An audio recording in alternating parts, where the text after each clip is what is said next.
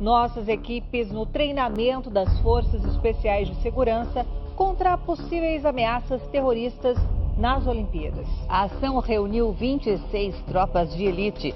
São os melhores homens da polícia e do exército prontos para reagir a situações semelhantes aos atentados de Paris.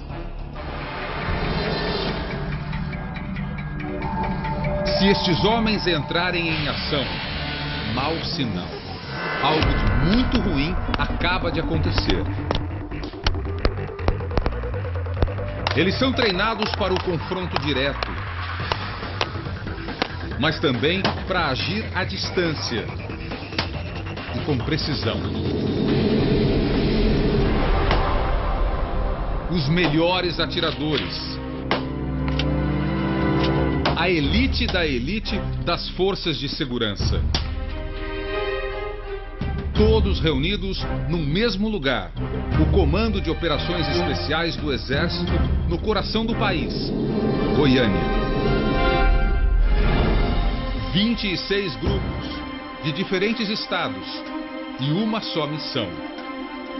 Preparar os homens para o pior dos cenários durante as Olimpíadas. Um ataque terrorista, como o que aconteceu na França, em novembro do ano passado, e na Bélgica, em março deste ano.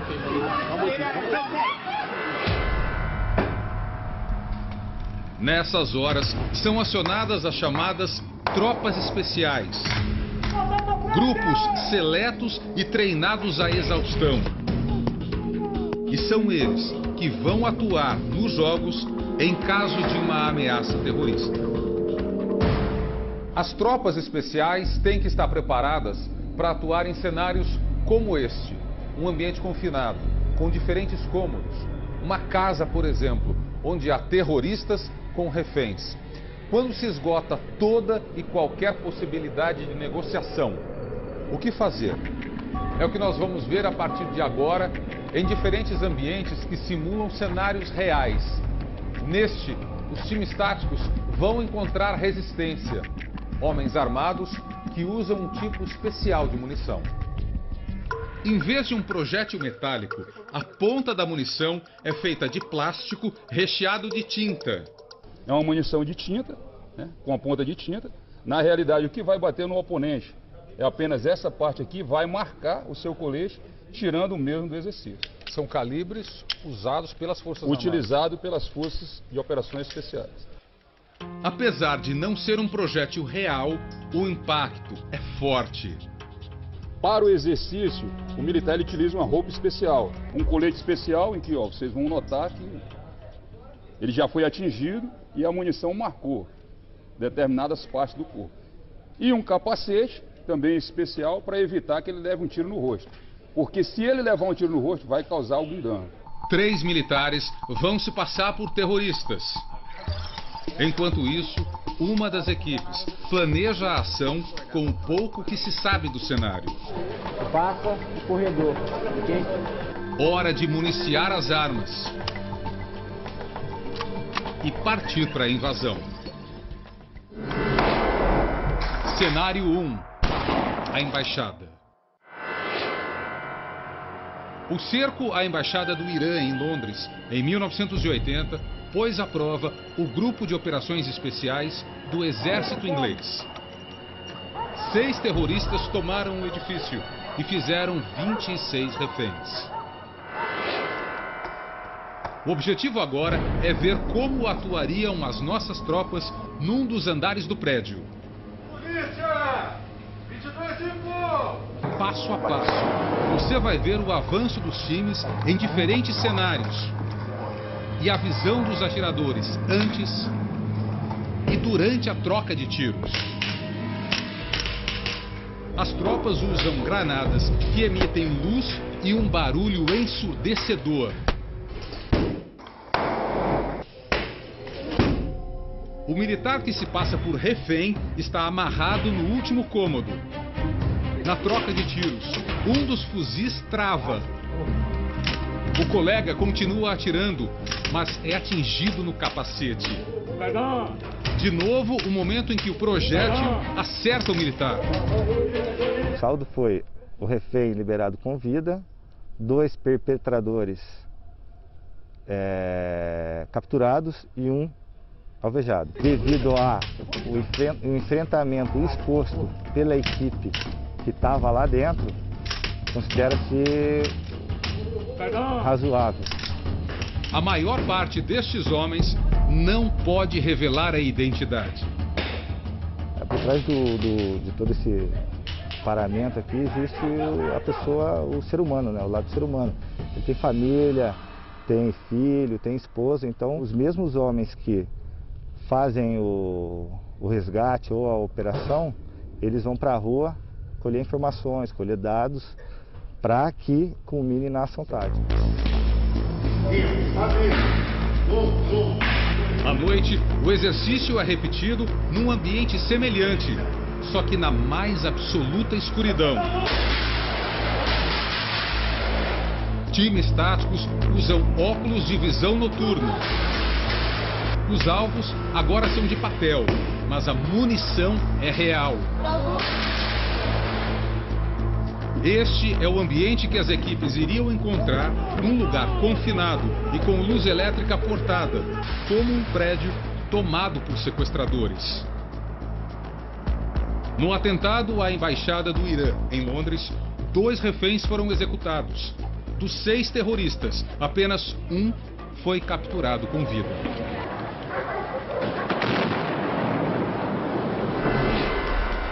Cenário 2. A boate. Este ginásio de esportes aqui em Goiânia foi usado para recriar uma situação real. O palco de uma tragédia que abalou a capital francesa, Paris. Terroristas invadem uma boate, explodem bombas e atiram contra inocentes muito antes da chegada das primeiras equipes táticas. Um dos objetivos aqui é ver como as tropas do Brasil reagiriam num cenário como este.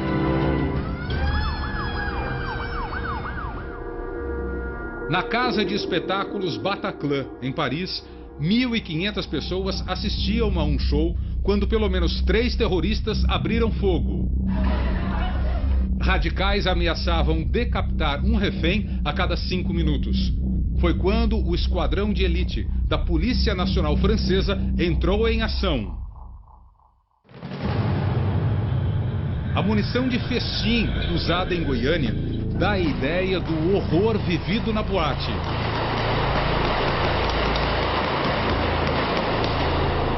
De novo, a visão do policial. As armas não disparam nenhum projétil, mas estão ligadas a sensores a laser. O equipamento acusa quando o atirador é atingido. E também quando acerta o alvo. No caso, militares que se passam por sequestradores. Não é de hoje que o Brasil vem se preparando para uma eventual ameaça do terror. Os treinamentos começaram antes da Copa das Confederações, que aconteceu há 3 anos. Essa preparação ela já é de longo tempo. Ela não iniciou agora devido aos Jogos Olímpicos. Nós já vemos há alguns anos nos preparando. Então, na verdade, nós estamos numa etapa final de preparação. Então, o que nós tínhamos que aprender, nós já aprendemos, nós já evoluímos. Missão dada e cumprida. Mas estes homens ainda teriam que passar por outras provas de fogo. Segundo dia no Comando de Operações Especiais.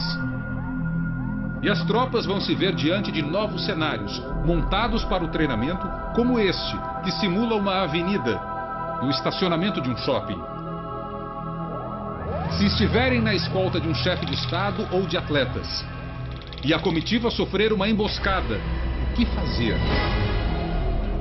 Se terroristas conseguirem furar a segurança de um ginásio olímpico, como agir? E como proceder numa situação que nos traz péssimas lembranças? Cenário 3. O coletivo. Um atentado, e agora dentro de um ônibus. Algo muito semelhante ao que já se viu no Rio de Janeiro, mas agora criado da seguinte forma. Temos um refém, um terrorista e mais um refém. A missão das tropas: sair do ônibus com os reféns em segurança e no menor tempo possível. Junho de 2000. Um criminoso armado invade um ônibus na zona sul do Rio e mantém os passageiros reféns por quase 5 horas. Quando o sequestro parecia ter chegado ao fim, a ação desastrosa. Um policial atira contra o bandido, mas acerta de raspão o queixo de uma das reféns, a professora Geisa Gonçalves. Na mesma hora, Sandro do Nascimento, o sequestrador, dispara 3 vezes contra as costas de Geisa. Sandro também morreu, mas por asfixia dentro do carro da PM. A simulação no quartel prevê um ataque terrorista, quando se tem pouca ou quase nenhuma chance de negociação. Uma das equipes opta por usar uma bomba de efeito moral e invadir o ônibus pela porta da frente. Outra surpreende o rapaz que faz o papel de terrorista atirando pela janela. Para as forças especiais, os eventuais erros ensinam mais do que os acertos.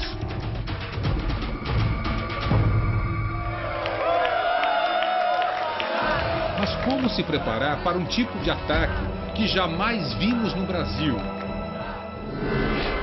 Cenário 4. O Ginásio Olímpico. Dezembro do ano passado. Um casal de atiradores invade uma clínica em São Bernardino, na Califórnia. Fere 26 pessoas e mata 14. E se, apesar de todo o forte esquema de segurança, o mesmo acontecesse num ginásio durante os Jogos? A primeira reação seria de um grupo da Força Nacional. Próximo ao campo de jogo, onde vai estar árbitros, torcidas, tá? Todo o público, vai ter uma sala de pronta-resposta. Vai ser o único segmento dentro da venda, dentro do campo de jogo, que vai estar armado. Então é uma tropa especializada, formada por operações especiais de todo o Brasil, tá? Força Nacional, que vão dar essa primeira resposta. Em cada local de competição, haverá câmeras transmitindo imagens ao vivo para um centro de monitoramento das Forças Armadas. Para monitorar o entorno dos estádios, até um balão vai ser usado. Ele carrega câmeras e envia o sinal para outro centro, operado pela Polícia Militar do Rio. Não é uma única câmera, é um arranjo de 13 câmeras que estão distribuídas no sensor lá fora, que garante essa cobertura de 360 graus o tempo todo, né? No deslocamento para os pontos de competição, as delegações vão ter a escolta de helicópteros com um time tático a bordo. Cenário 5. A emboscada. Durante o treinamento, as 26 equipes simularam a reação a um possível ataque contra um chefe de Estado. O caminho da comitiva é bloqueado por uma barricada. Os homens desembarcam às pressas do helicóptero. Mais uma vez, usam munição de festim e armas com sensor a laser, num combate simulado contra um grupo terrorista. Dessa vez, a missão é resgatar o militar que se passa por autoridade e, se possível, sem baixas na tropa. Jogou pra cima, sai do carro! Dentro do estádio, entra em ação um outro time de especialistas, os atiradores de elite. No meio militar, eles são conhecidos como caçadores, também chamados de snipers. Em Goiânia, foram reunidos os 50 atiradores que vão trabalhar nos Jogos Olímpicos. Eles fizeram as últimas checagens das armas, atirando em alvos a centenas de metros de distância. Este alvo, na forma do tronco de um ser humano, está posicionado a 300 metros da linha de tiro. 25 homens disparam de uma só vez. Agora, um alvo ainda mais distante. Um aro metálico de 40 centímetros de diâmetro a 550 metros do atirador. Apenas um vai disparar. De novo o tiro, na mosca. Para ser considerado um sniper, o atirador tem que acertar determinados alvos. A área compreendida entre a linha dos olhos e a ponta do nariz, né? Tem que ser um tiro preciso? Tem que ser um tiro preciso. 100 metros? A 100 metros. E acertar a cabeça, por exemplo? Até 400 metros a cabeça, a exigência. Da cintura para cima? Da cintura para cima até 600 metros. E alguma parte do corpo? Até 800 metros. Na prova dos 100 metros, os atiradores tinham que acertar 4 pequenos círculos nos cantos de uma folha de papel. E depois, um tiro entre a linha dos olhos e a ponta do nariz, na foto. Este foi o resultado obtido por um sniper da Polícia Civil de São Paulo. Os atiradores também treinam para situações como esta, onde só se enxerga com câmera de visão noturna.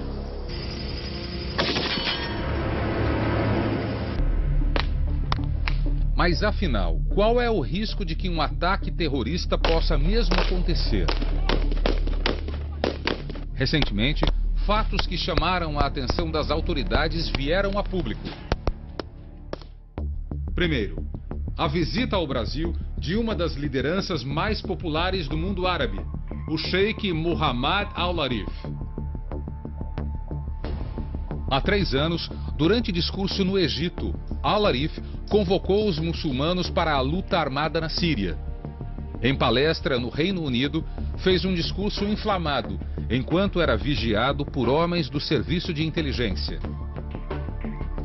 Naquele evento, estariam rapazes que mais tarde passaram a atuar no grupo terrorista Estado Islâmico.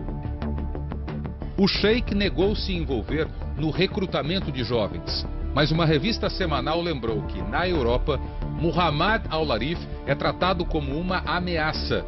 A entrada dele estaria proibida em 30 países.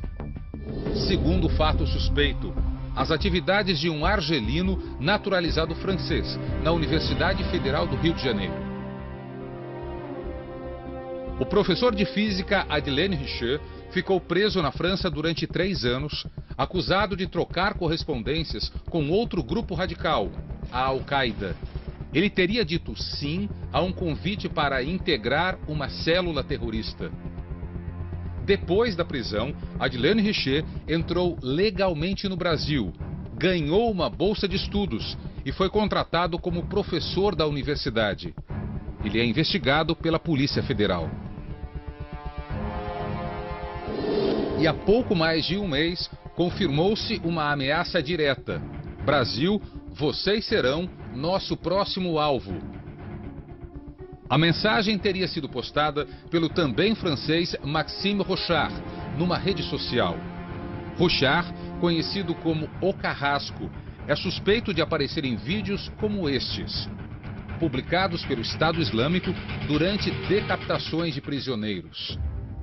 A ABIN, Agência Brasileira de Inteligência, confirmou que a ameaça foi postada no perfil que pertencia ao terrorista. O Carrasco escreveu a mensagem uma semana depois dos ataques à capital francesa. Para as autoridades civis e militares, o Brasil em si não é um alvo dos radicais.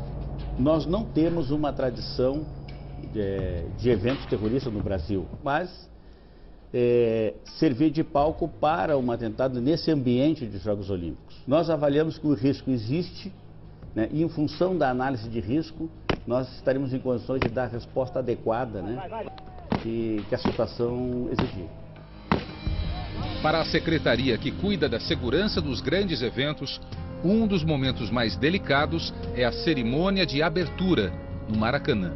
Ali haverá 5 bilhões de pessoas olhando para o país. Ela, apesar de haver alguns eventos olímpicos prévios, ela que inaugura de fato os Jogos, então não pode haver erros. Nós não acreditamos que um atentado ocorrerá, mas estaremos prontos para caso ocorra. A preparação das equipes táticas inclui até exercícios com roupas que protegem contra agentes químicos, biológicos, radiológicos e nucleares. fazendo o trabalho com equipamentos de proteção, com o nosso controle de exposição a esse tipo de agente e uma descontaminação conduzida pelas nossas equipes, o risco é mínimo. Os 230 homens das Forças Especiais seguem se preparando para os Jogos, mas a partir de agora, longe das câmeras. Assim como os atletas, eles têm treinos fechados para a imprensa. Assim como uma seleção, ali estão os melhores entre os melhores. Com a diferença de que o Brasil e o mundo não querem vê-los em campo.